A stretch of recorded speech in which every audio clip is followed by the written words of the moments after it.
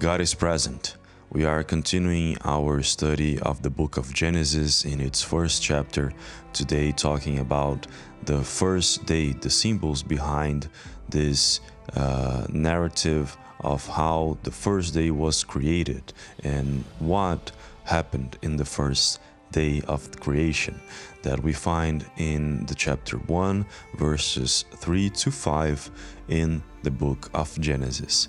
But before we go into the discussion of its symbols, I just want to say that the book of Genesis conveys a cyclical story of creation, alliance, consciousness, failure, true repentance, and spiritual baptism of responsibility. In the first part of God's Testament, we see in figures and examples of personalities the evolution of the Spirit until it reached the state of Christ. So, as we've been discussing here, our study is to find a way, a truth, and a life, as Christ himself says in his gospel that he is this way, this truth, and this life for us to be in God. So we are looking on how we can be in this same spiritual state of Christ, so we can be in God and with God. Now, as we progress in our study about the book of Genesis, you will notice that the story will have a sudden change and a focus in a specific family. And for that reason, the book of Genesis, as a way to organize, is separated in two literary units. So scholars, they separated into these two literary units, so it becomes better for us to understand, it becomes easier for us to understand and to see how the story progresses, because it is interesting to see that we need that structure, this narrative of sequential events, so we can better grasp what the story wants to bring us, wants to tell us. Now, these two units, they are separated into the first one, which is the primeval history, and it goes from chapter 1 to chapter 11 and brings us this interesting tale of God's revelation about creation and the origin of humans and its eternal spirit. And the second part, the second literary unit, is the patriarchal history, which goes from chapters 12 to 50. And you can also find and see that sometimes this unit is called ancestral history as well. Its focus is on how and why an alliance is established between God and human beings and its future generations. All that is represented by Abraham and his family. You see that each part tries to represent an authoritative aspect in historical accounts at the same time that is presenting an universal archetypal story. So for us to better see that, we have here this separation as a way to organize, as I said, literary, in this literary units. So we have here literary units that are separated as primeval history and goes from chapter 1 to chapter 11. And then you have the patriarchal or ancestral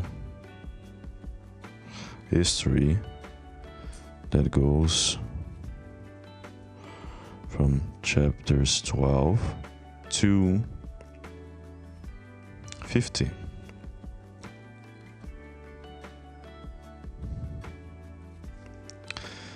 And as we go further in our discussion about God's creation narrated in the book of Genesis, we will realize that it is inherent in us, as we've been saying here, also as an objective of our series, to naturally try to find a way, a truth, and a life of the origin of things, of the representation of everything and nothing that is God.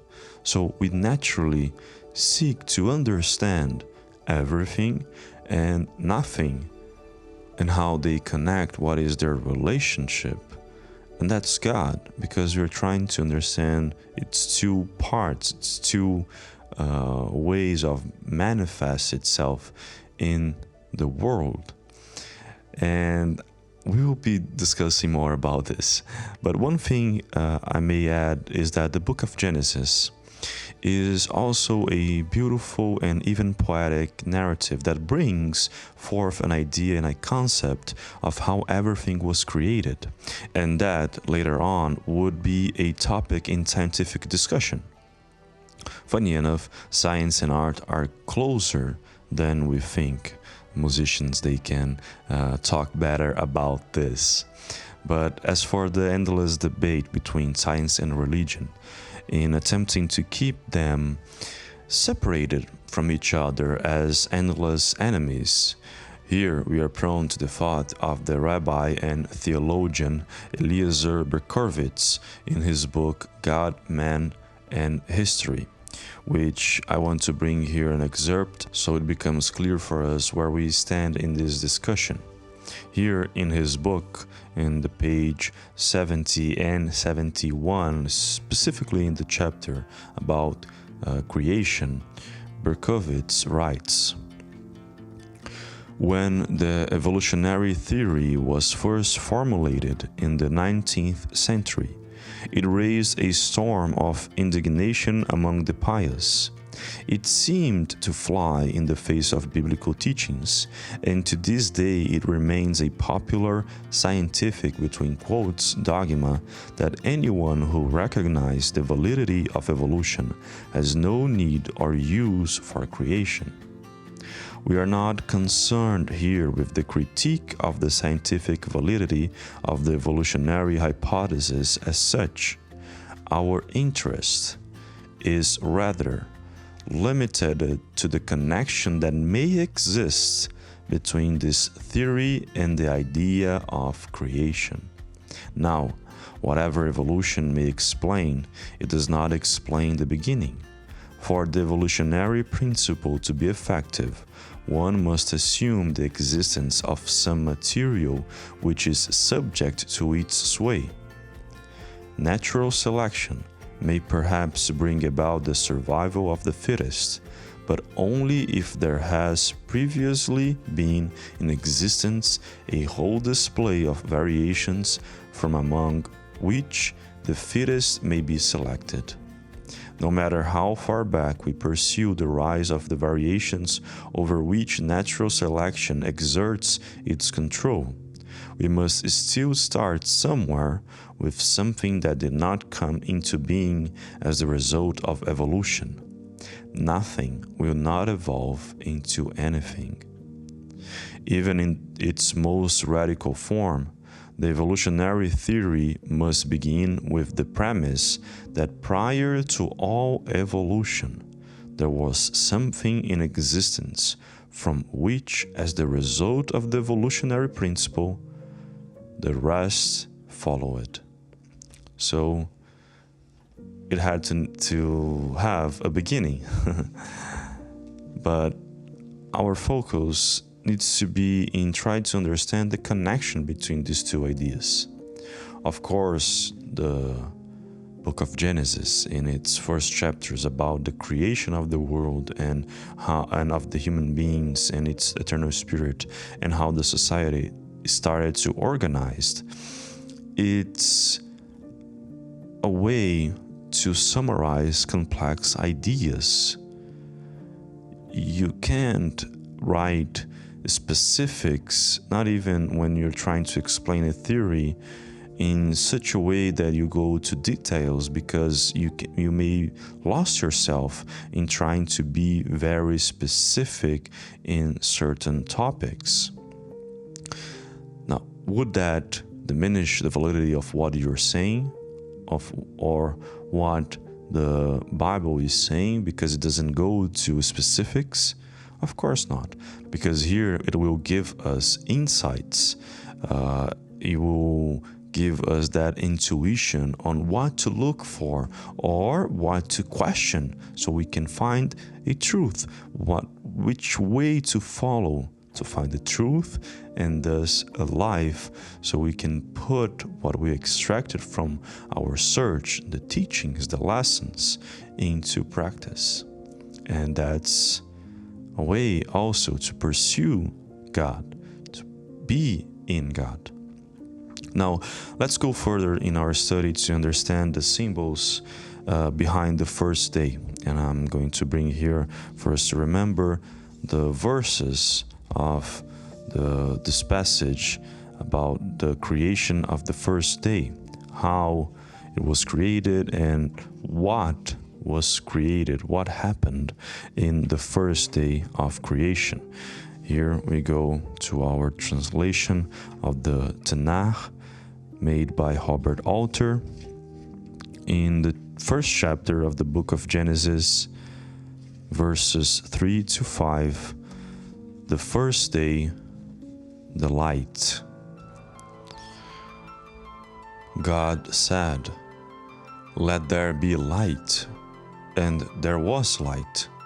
And God saw the light, that it was good, and God divided the light from the darkness. And God called the light day, and the darkness he called night.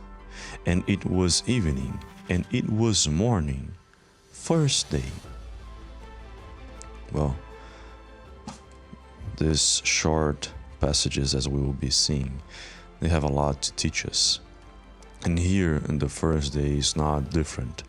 We see that in these 3 verses, we notice that the author behind it, in this case, and according to tradition, Moses, is trying to make complex ideas into a simple story.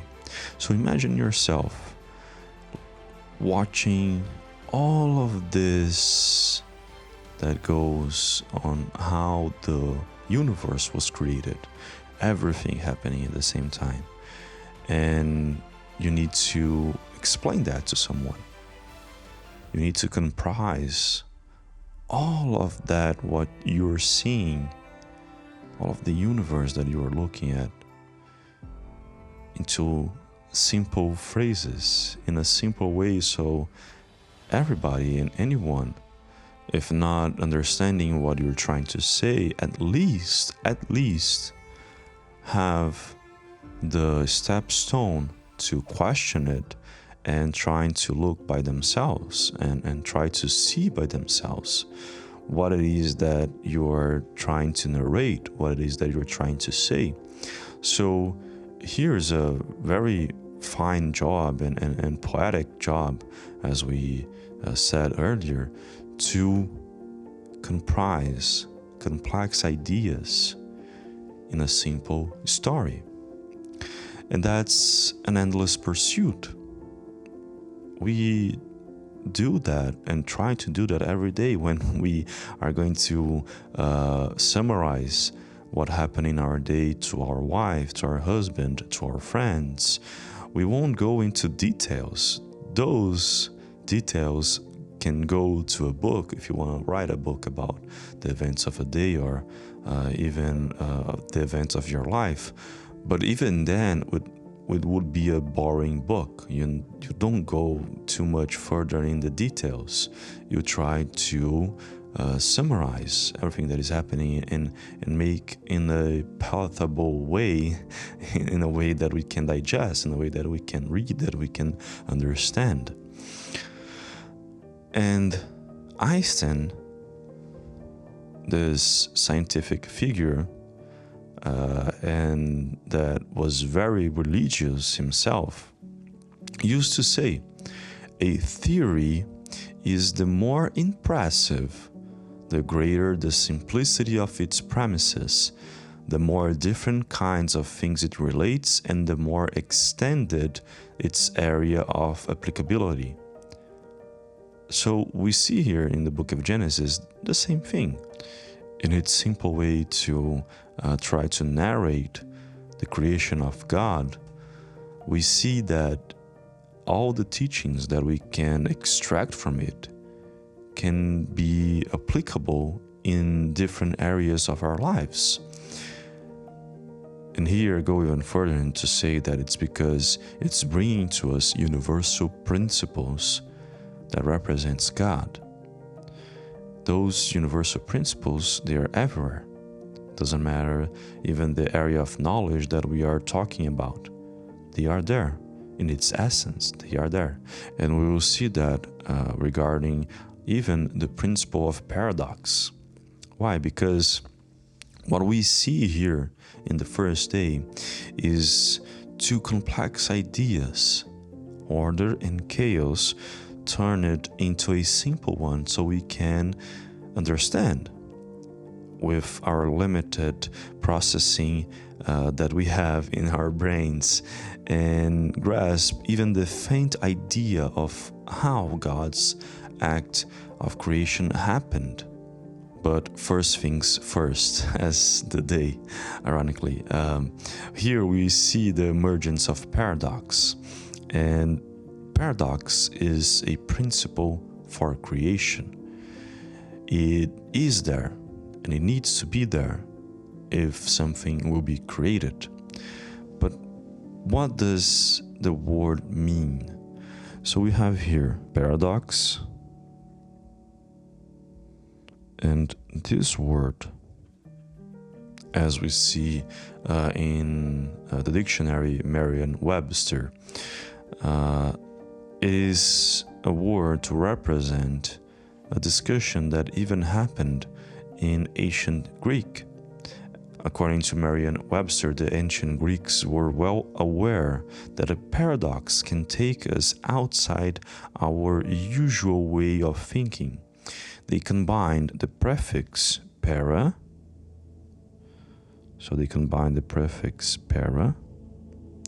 which it means beyond or outside, with the verb dokein, and dokein means to think. So we have here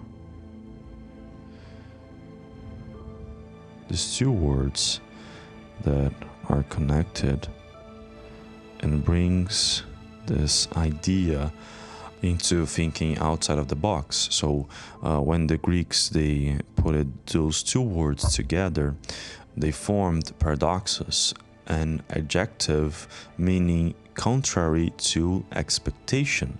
So we can see that also paradox can mean that which is contrary to expectation.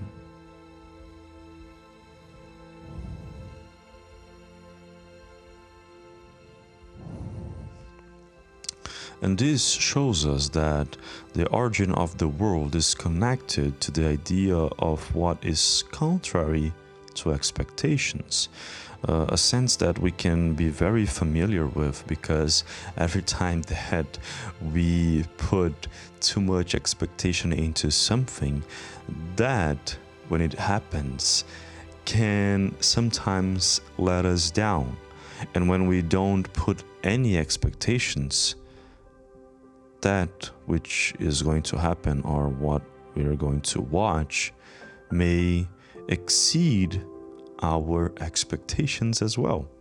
So you see that this is a simple representation of paradox, because isn't contrary to what you thought or beyond to what you were thinking. Your first thought was, oh, this is gonna be amazing. I can't wait for it. I can't wait to watch it.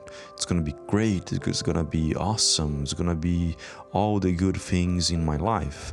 And then you go and it is not. It is good. It can be good. It can be even great, but it's not everything. But it is not that which represents all the happiness in your life or everything that is great in your life. And it may let you down. It may show you through its reality that, hold on, it wasn't and it isn't everything that you thought. And the contrary is the same, but then it exceeds your expectation. You see as something that it was actually good, that you actually like it, you actually felt good into watching it, to being there at that moment. And in particularly this passage that we are discussing, that is the first day, the emergence of paradox is caused by the comprehension that light cannot exist without shadow, and the same goes for shadow, which can't exist without light. They are two parts of a essence. They can't exist without each other. And this shows us a duality, so paradox will always represent a duality, because you may have, and let's think in an example of a coin. You may have one coin, but this coin has two sides, and these two sides of the coin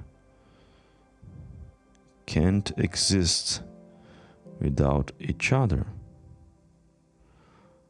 Otherwise, it wouldn't be a coin. So, the existence of this material thing, the coin, needs to have two parts. The same goes for everything in the creation. As we are talking about the example of light and shadow, you can't create light or perceive light without the concept of shadow. Otherwise, it's all one thing that we still can't realize.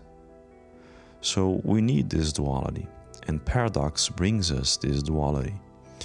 And why it is important for our lives? Because it opens our minds to the notion that regardless of our position, nothing is preventing from having a counterpart. And as we said, God is everything, but it's also nothing at the same time. And this will make us think on His paradox, on this paradoxical idea, concept, that it needs to exist, and it is God Himself, because He is everything and nothing at the same time. Now, these two ideas we may already connect to a notion of morality. So you're saying that a person that has everything is God, and a person that has nothing, it's also God. Wouldn't that be strange? Wouldn't that be weird? Well, yes, it may be contrary to what we are thinking, but again, that's a paradox, that's a principle, and we have to work to understand it, to try to see its essence and go beyond our thinking, go beyond our limited comprehension of things. Because one thing is certain, God is beyond our limited comprehension. For that reason, He is beyond our understanding of morality and immorality, because it would be immoral to have this separation of someone that has everything and someone that has nothing, and say, no, that's fine, that's okay, we can let this be. No, this is immoral in regards to the world that we live in.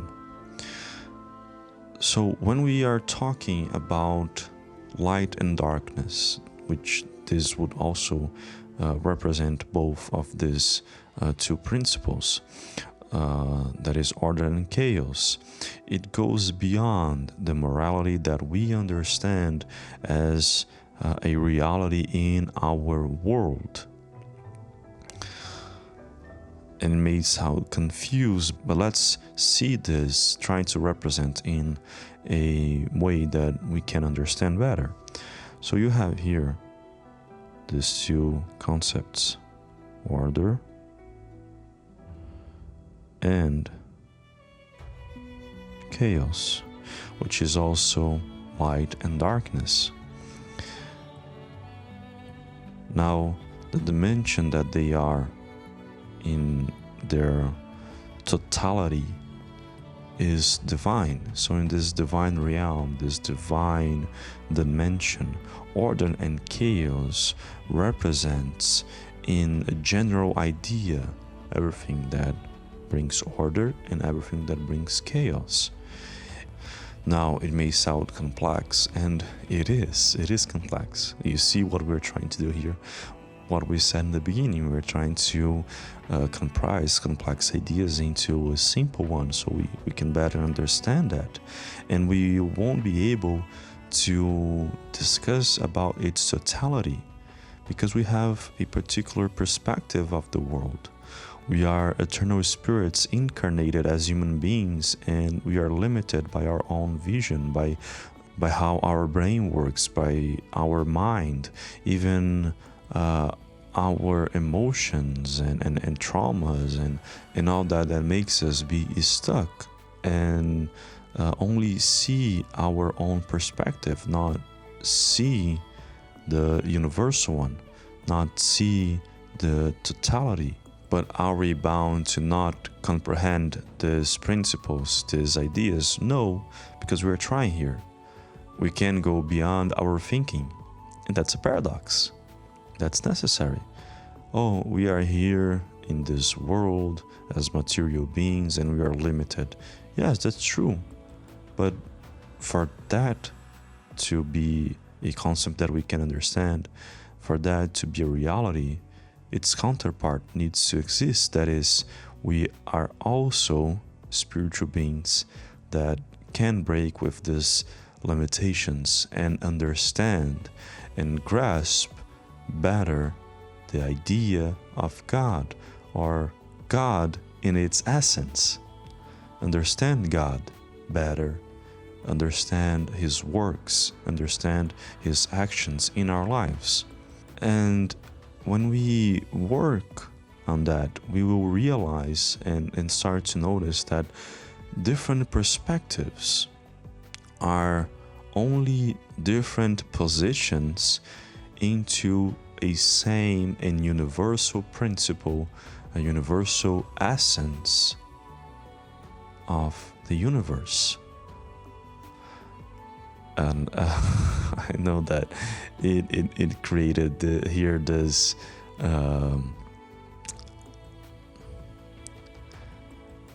and yes, this universal principles of God that we find in the universe, ironically.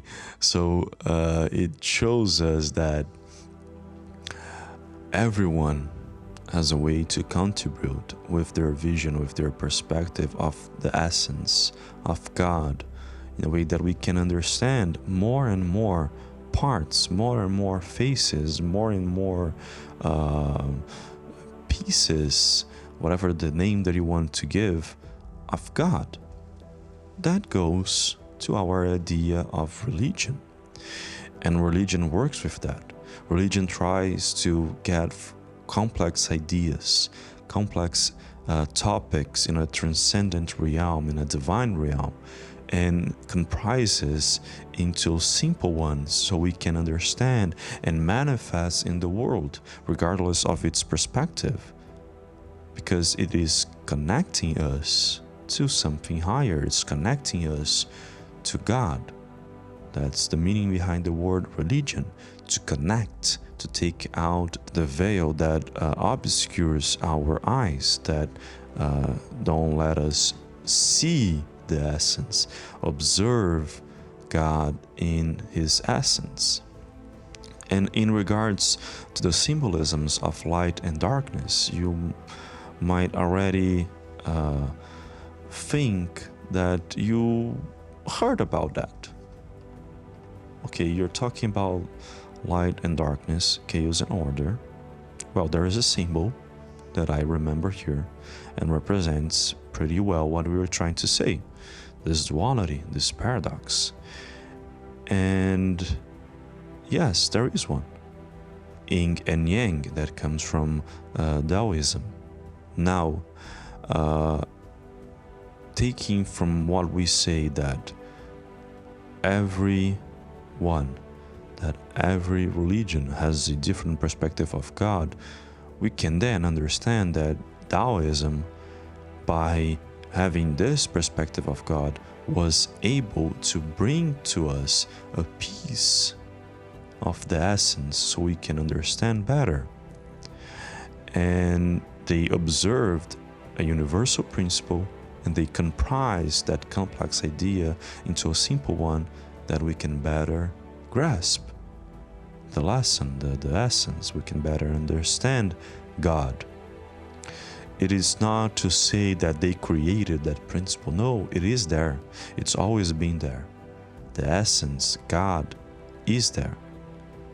Different religions, in their own perspectives, will bring a piece of God so we can better understand Him. We can better see the essence. We can feel more connected to Him.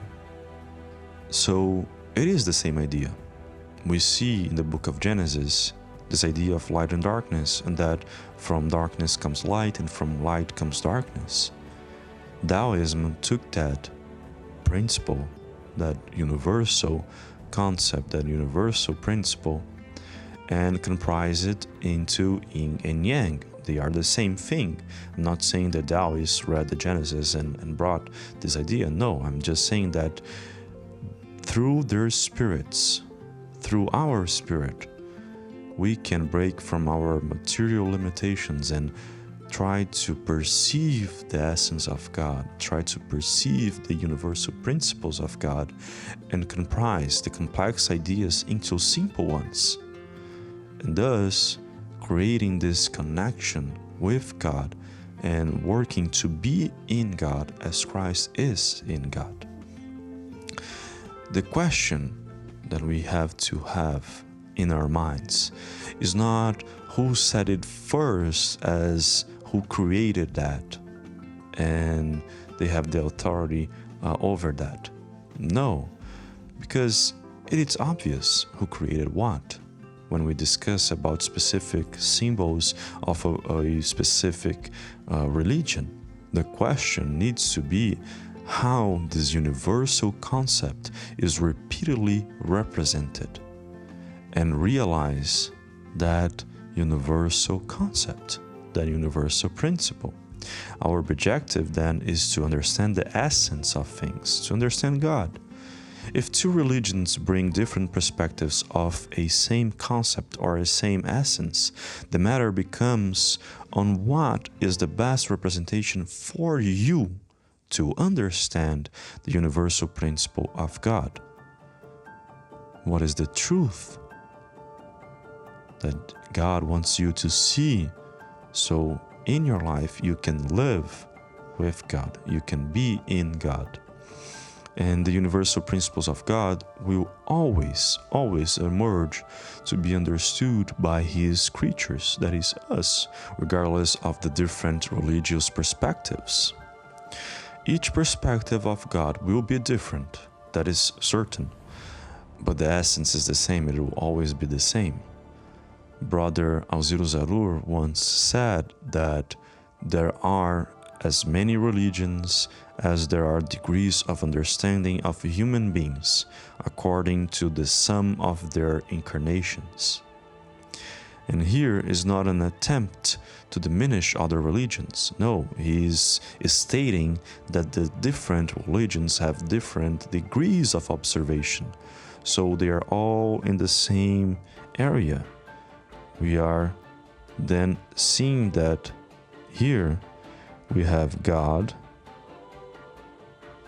and all religions, they are all in the same level, but each have a different perspective of what God represents. So you're gonna have degrees, and let me draw this more correctly. You're going to have degrees of perception of how we see God, how we can understand God. It does not represent steps as if there are religions better or superior than others. No, as we are seeing here, they are degrees. So the word answers by itself. They are all in the same level, and the difference is the angle, the degree to which they are able to reach, to understand, to see the essence of God. And I hope that this discussion, this lesson may have helped you find your way to receive the truth that God wants you to have, and thus have a life connected with Him, a life in God. May the light of the Christ be the north of your life. Jesus lives in our hearts forever.